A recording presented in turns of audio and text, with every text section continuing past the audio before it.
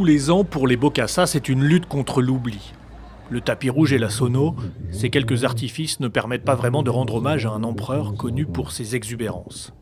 Jean Bedel Bokassa est mort il y a 25 ans. Il n'existe aujourd'hui qu'en photo et en exposition temporaire. La famille ne peut pas aller jusqu'au tombeau. Aujourd'hui, on ne plaît pas au pouvoir en place, donc on n'a quasiment plus droit de citer. On est privé de nos droits les plus légitimes. Et ça, je voudrais quand même pouvoir le dénoncer à l'occasion de cette commémoration. Le site a été complètement dénaturé par la présence des éléments du groupe Wagner. Berengo, à l'époque, abritait un centre d'instruction. Mais nous n'avons jamais connu de telle destruction. Du mausolée de son père au camp Berengo, il ne lui reste que quelques images, presque volées, sur son téléphone. Le camp est situé à seulement quelques kilomètres de Pisa, mais nul ne peut s'approcher. Il est aujourd'hui interdit d'accès. Les militaires russes du groupe Wagner l'occupent. Une armée privée, arrivée il y a quelques années au chevet des autorités pour les protéger de groupes rebelles.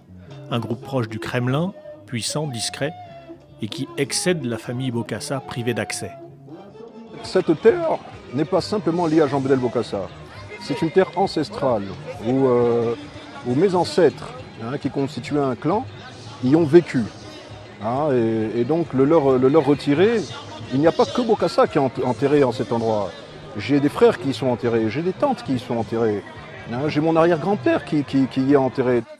Alors les quelques curieux, les membres du clan ou les rares admirateurs doivent se contenter de quelques moments d'histoire posés sur les chevalets.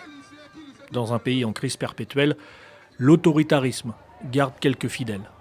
Ce qui n'était pas bon à cette époque, c'était le pouvoir dur, avec violence, on n'en veut pas. Mais le côté économique où tout marche, le côté de l'administration, une administration qui marche au service du peuple, oui, nous voulons bien cette période-là, cette époque-là.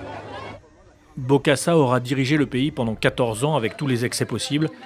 Sa famille souhaiterait maintenant, avec sobriété cette fois, que la mémoire perdure.